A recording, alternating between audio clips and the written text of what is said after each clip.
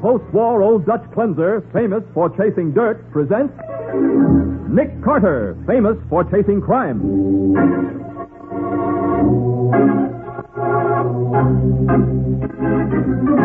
Every week at this time, two great names are joined, as new post-war Old Dutch cleanser brings you one of the most resourceful and daring characters in all detective fiction, Nick Carter, Master Detective.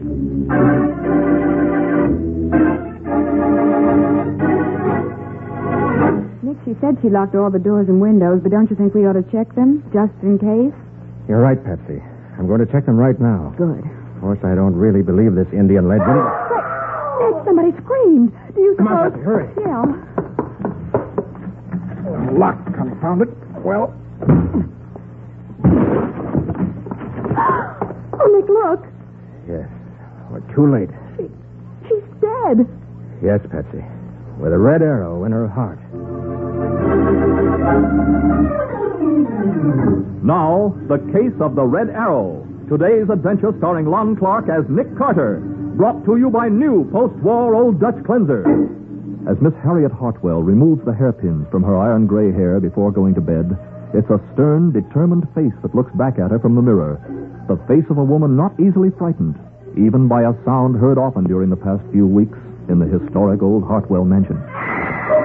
Oh, for heaven's sake, not again. Where's that gun?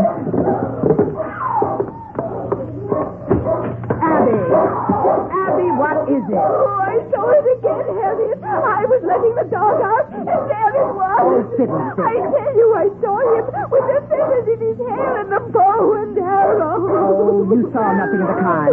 Now, stop that noise. You too, Hannibal. You hear me, sir? What's the matter, Aunt Harriet? Is it the ghost again? Oh, yes, Abby says she saw him again. I did. Here, Gerald, take the gun and look around. Okay, Aunt Harriet. I heard the screaming. He's come again, ain't he? Never mind, Lisa. Go back to bed. I told you not to plow up that grave. He'll keep coming back until one Go night... back to bed, Lisa. Unless you want me to look for a new housekeeper in the morning. I'm going. But remember, I warned you. Now, Abby, you stop that blubbering right now. There's no one in the back of the house, Aunt Harriet. Of course not. There never is. Oh, Harriet, please. Let's get out before it's too late. What? Let a dead Indian run me out of my own house? I should say not. Perhaps you only imagined it, Miss. I did not. I tell you, I saw him. Oh, Harriet, listen to me. You can't fight a ghost. Oh, can't I, huh? Well, I'm going to make this particular ghost wish he'd never been born.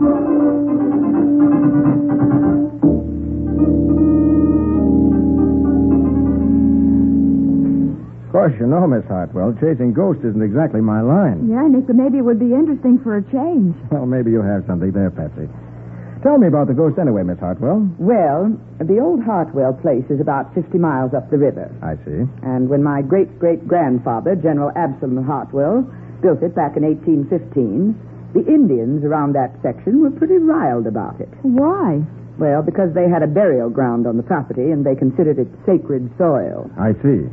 Now, among the graves was that of Red Arrow, one of their greatest chiefs. Uh-huh. And the Indians warned that his spirit would come back to avenge the insult. And did it? Well, something did. Because one morning the general was found dead in his bedroom with a red arrow in his heart. Golly. And I suppose the ghost has been appearing ever since? Well, no. Not until I moved in 3 months ago. Oh? You see, for the past 30 years, no one has lived in the house but Lisa Maybury, the caretaker. Yeah.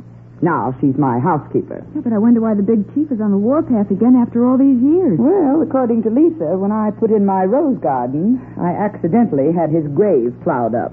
Did you ever see the ghost yourself, Miss Hartwell? Well, yes, one time. But when I threw a brass inkwell at him, he ran into my bedroom and disappeared. Well, what happened then? Well, I went right in after him, but there was nobody there, and all the doors and windows were locked. But both your housekeeper, Miss Abby, have seen it several times. Is that right? Yes, we've all seen it, except Gerald. Gerald, that's the nephew who was visiting you last night. Yes, he usually comes out for weekends. Gerald is the only close relative I have, and he knows he'll get my money someday, so he tries to keep on the good side of me. Well, Miss Abby's a relative, too, isn't she? Oh, she's a second cousin twice removed, but both she and Gerald know I'm not leaving her much. Miss Hartwell, what do you think a private investigator can do against a ghost? Ghost, my foot. Someone's deliberately trying to frighten me. And I want to know who it is and why they're doing it. Well, I'll tell you what.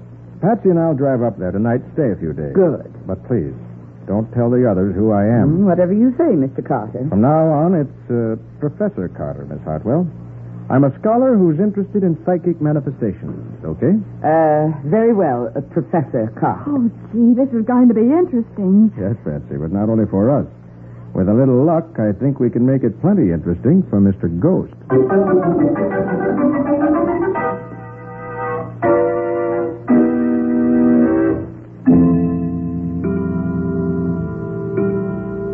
Yes, there is definitely an aura about this house, conducive to psychic phenomena. Wouldn't you say so, Miss Bowen? Absolutely, Professor. Well, it's 11 o'clock. I think I'll turn in. Yes, it's time we all went to bed. Oh, did you take the dog out, Abby? Oh, yes. Hannibal and I had a lovely walk in the garden. Did Lisa show you your room, Miss Bowen? Yes, thank you, at the head of the stairs. Oh, your room is on the ground floor, Professor Carter. I thought you'd prefer that. Well, that's very thoughtful of you. Did I tell you that the ghost has never been seen upstairs?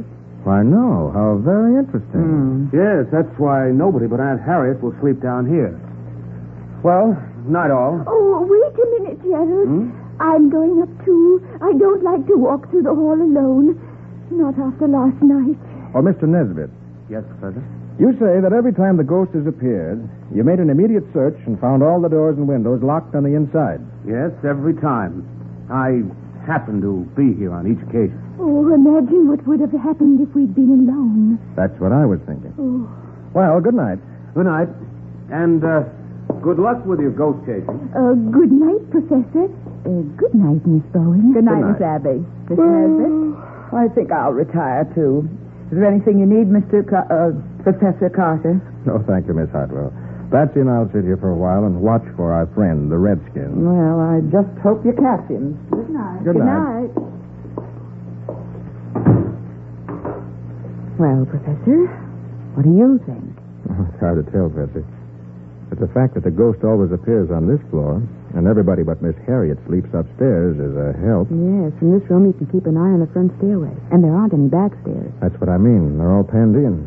Even Miss Harriet herself. There's only one door to her room, and I can see that from here. Oh, what do you think of her, Nick? Miss Harriet? Oh, she's a great old girl. I'd hate to be that ghost when she catches it. That's the way I feel. Well, oh, Lisa, I didn't see you come in. No. You and the professor was talking. Will you be wanting anything else before I go up to bed? No, thank you, Lisa. Did you lock up? Yes, sir. I tested every door and window. Not that it will do any good against him. You've lived here a long time, haven't you? 30 years. Most of it all alone in this house, just like it was my own. And there wasn't never no trouble with him till she moved in. You mean Miss Harriet? I do. Moving the furniture around. Things that ain't been changed in 100 years. Plowing up the burial ground. Bossing everybody like as if she was a queen. So if you feel that way, why don't you quit? Me leave this house? No, sirree. I got more right here than she has. And I'll be here after she's gone. What makes you think Miss Harriet will go, Lisa? She'll go. Chief Red Arrow will take care of that. You mean the way he took care of old General Hartwell? That ain't for me to say. I'm going up now. Good night. Good night. Good night. Well, she's a pleasant person to have around. Oh. Wonder how far she'd go to get Miss Harriet out of here. That's what I was thinking. You know, Patsy, this place must be worth a lot of money. Yeah. Collection of Indian relics alone are the finest I ever saw. And did you see those things upstairs? Helmets, suits of armor, crossbows, antique guns. Oh, you mean the European collection? Uh-huh. Yeah, Miss Harriet said they belonged to her grandfather. Most of them are museum pieces. I've been thinking something, Nick, not to change the subject. What? Lisa said she locked all the doors and windows. Oh, don't worry. I'm going to check them myself. What was that? Miss Harriet, come on, Patsy. Yeah. Miss Harriet! Miss Harriet, what's the matter? Oh, Nick, she doesn't answer. Did you scream, Miss Bowen? No, it was your Aunt Harriet. Well, maybe she fainted. Miss Harriet isn't the fainting type. Oh, wasn't that Harriet, Professor Carter? Yes, it was, Miss Abby. Confound it, the door's locked. Stand back, Patsy. I'll have to break it in. Don't you dare. I won't let you. You haven't anything to say about it, Lisa. No. Get away from here.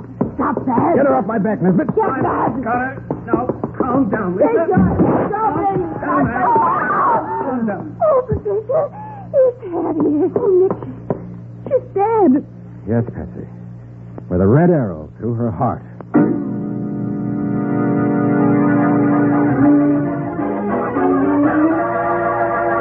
A red arrow, symbol of the long-dead Indian chief, protrudes from the chest of the woman who dug up his grave.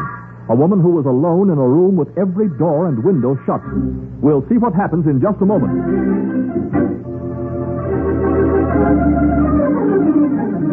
Now, back to The Case of the Red Arrow. Today's adventure with Nick Carter, brought to you by new post-war Old Dutch cleanser. Only a moment has passed since Nick broke into the locked bedroom to find Miss Harriet lying on the floor with a red arrow in her heart. There's only one door to this room, and the killer didn't come in or leave that way. I've been watching that. How about the windows, Nick? This one's locked on the inside. So this one, Nick. And the killer must still be in the room. Oh. What's this door? That's the closet. But if he's hiding there, he'd... No, nothing here but a few dresses. I tell you, it was Chief Red Arrow. He don't need no doors, no windows. He walks through the walls. You want to believe that, Letha? Go ahead. But I don't take any stock in ghosts. Not yet, anyway. Really, Professor Carter, that's an odd remark for a man who says he's interested in psychic phenomena. I'm a private investigator, Nesbitt. A detective? That's right, Miss Abby. Nothing must be touched until the police arrive. Will you phone them, Patsy? Of course, Nick. Oh, I knew something awful would happen. I warned her. I begged her to leave this house. Well, you should have known those were the wrong tactics to use on Aunt Harriet, Miss Abby. He hadn't ought to have come here in the first place, changing things around, plowing up graves. No ghost did this, Letha. And no human being could have gone out and locked the windows after him on the inside. So it's someone who's in this house right now. Why, you don't mean one of us. That's exactly what I mean, Nesbitt. And I'm making it my business to find out which one of you it is.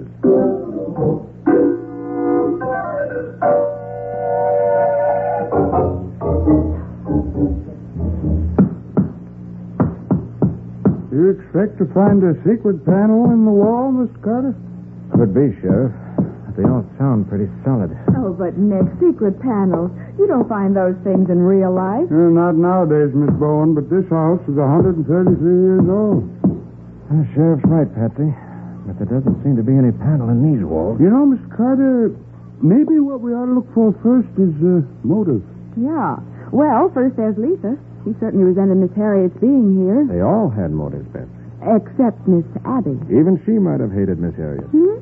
Couldn't have been too easy living here as a poor relation. No, but she could always leave if she wanted to. Yeah, how about money? Miss Harriet was rich, and if Miss Abby thought she'd be the heir... No, Sheriff. Miss Abby knew that practically all the money goes to the nephew, Gerald Nesbitt. Nesbitt, huh? Yeah. Uh-huh. And Gerald Nesbitt is the only person in the house who never saw the ghost, even though he says he just happened to be here every time it showed up. That does look suspicious. Yeah. But just now, I'm interested in this arrow.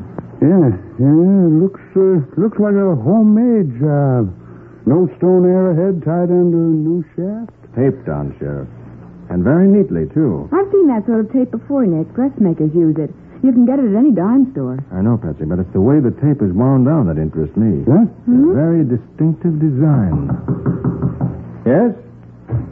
Oh, Mr. Carter, Yes, Miss Abby. I left my glasses in here. Oh, there they are, Miss Abby. On the table. Oh, thank you. Mr. Carter, you don't really think that one of us... I'm afraid I do, Miss Abby. Oh, but we were all upstairs. Mr. Carter was trying to find a secret passageway in the walls, but didn't get nowhere. Oh, I'm sure there couldn't be anything like... Miss Abby, what's the matter? Oh, there he is again. Oh. Good grief, Carter. She's fainted.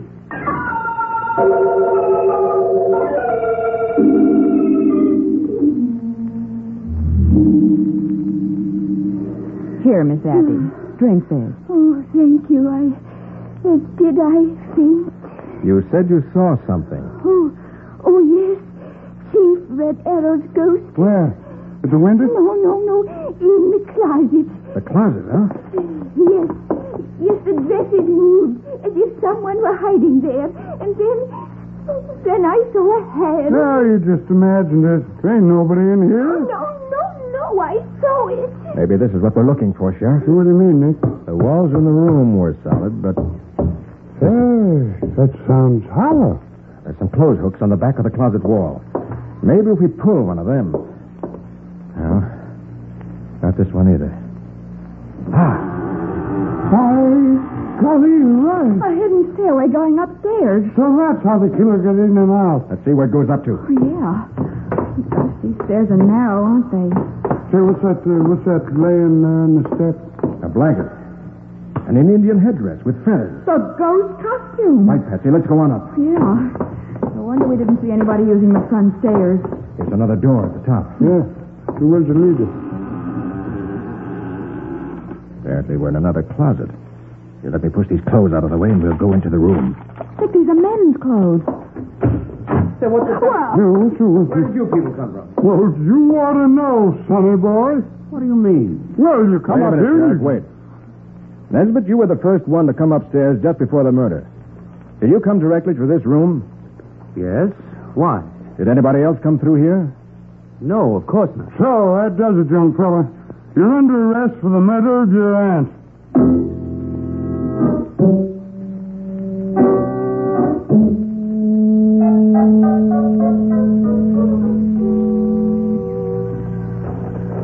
Well, I'm blamed if I know why you wanted me to come back out here this morning, Nick.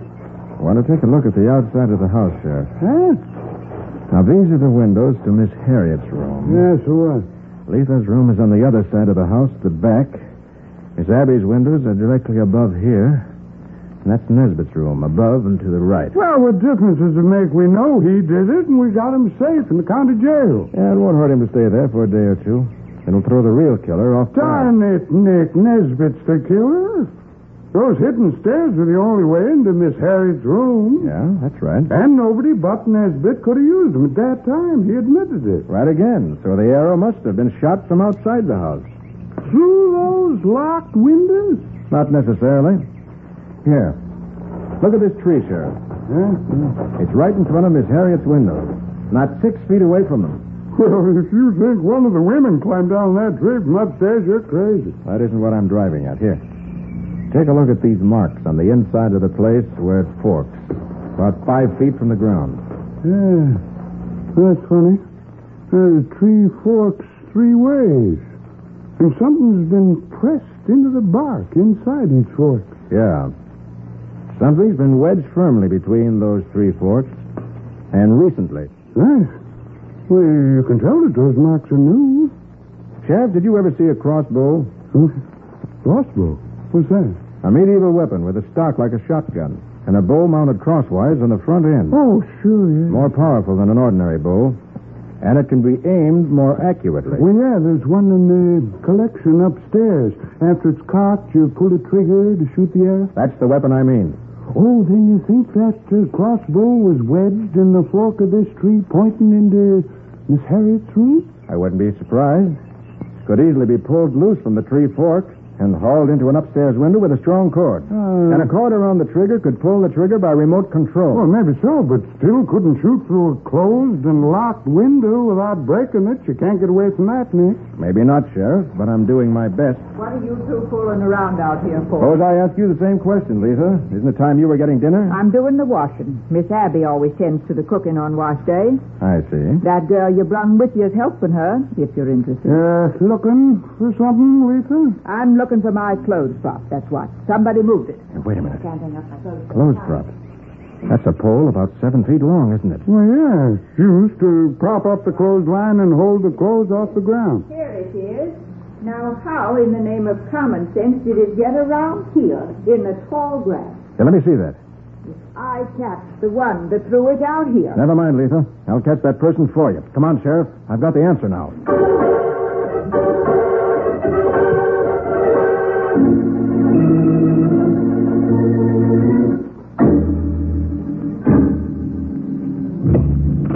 If you have another big knife, Miss Abby, I'll help you shred that cabbage. Oh, I'm almost through, Miss Bowen.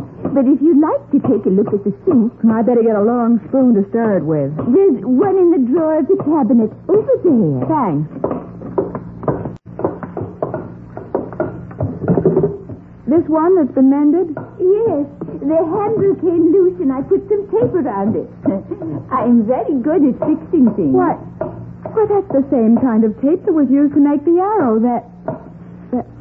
What did you say? Well, the way this tape is wound around the spoon handle, that complicated way, that's the same as what was on that arrow. I wish you hadn't noticed that, Miss Bowen. It was you. You, Miss Abby. Yes, Miss Bowen. It was I. But you had no reason to kill her. No reason. How would you like to be a poor relation, always taking orders, watching her buy the best of everything, and having to get along with nothing yourself? I made up my mind that I was going to have nice things, too. What? You killed her for the money? But surely you know that practically everything goes to Gerald. Not if he's convicted of killing her, it doesn't. What? The law doesn't let a murderer profit by his crime. And I'm the only other relative Harriet had. I'll get it all. Maybe you would have, but now You won't tell on me, Miss Bowen. What? You won't ever tell. Miss Abby, put down that knife. No, Miss Abby, please.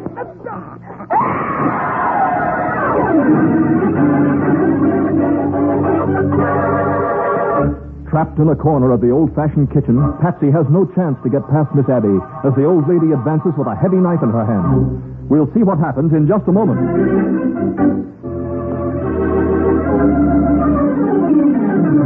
And now, the conclusion of The Case of the Red Arrow. Today's adventure with Nick Carter, brought to you by new post-war Old Dutch cleanser. In the kitchen of the historic Hartwell mansion, Patsy is alone with a murderess.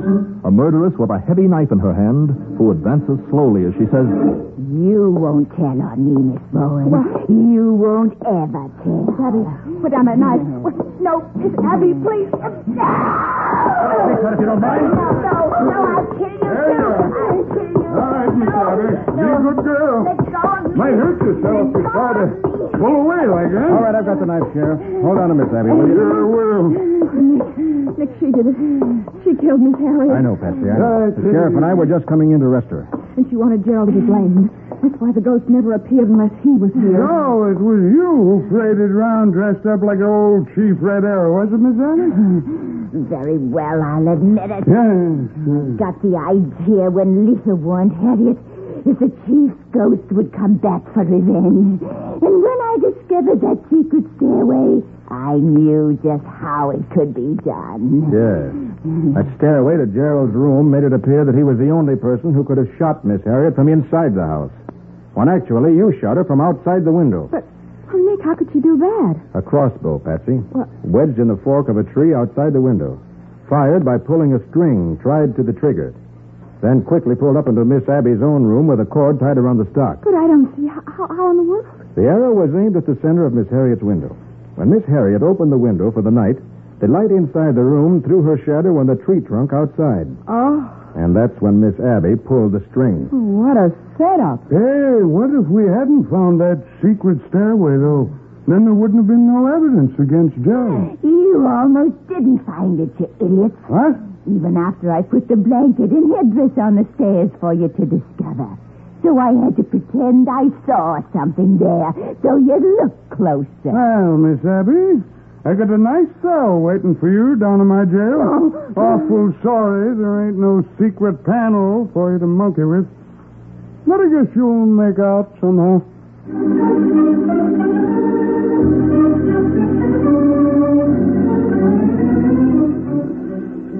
Nick, I still don't see how Miss Abby managed to close that window after shooting Miss Harriet with that arrow. It was easy, Patsy. What?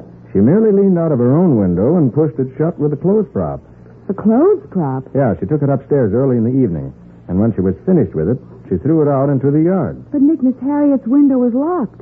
Yeah, but you remember when we broke into the room just after Miss Harriet was killed? It was Miss Abby who rushed to the window to see whether it was locked. What?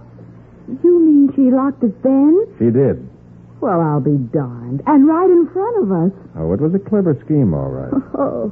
But why were you so sure that Gerald hadn't come down that hidden stairway and murdered his aunt? Because I knew Miss Abby was lying when she pretended to see someone in the closet. How did you know? Because if anyone had come into the closet from the hidden stairway, The secret door would have creaked so loudly that we couldn't have missed hearing it. Gee. She must have planned that murder for months in advance. Oh, I'm sure she did. But she lost her head when she tried to kill you. Oh. Since she couldn't cover that up, it would have been a bad mistake. Well, I'll say. Not only for her, but for me. Thanks for not letting her make it, Nick. You're quite welcome, Patsy. I'd hate to have to break in a new assistant. What? Why, you... Florida.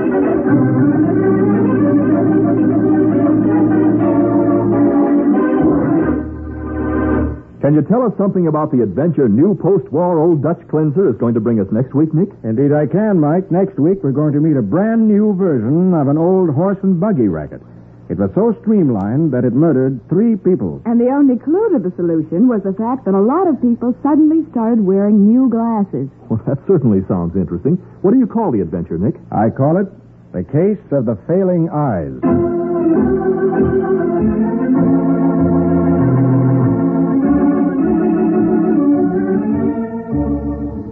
Nick Carter, Master Detective, presented each week at this time by the Cudahy Packing Company, is produced and directed by Jock MacGregor and is copyright by Street & Smith Publications, Incorporated.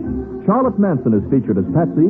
Today's script was written by Jim Parsons. Original music is played by Henry Silverne. This program is fictional, and any resemblance to actual persons, living or dead, is purely coincidental. This is Michael Fitzmaurice saying, when minutes count, use new post-war Old Dutch cleanser.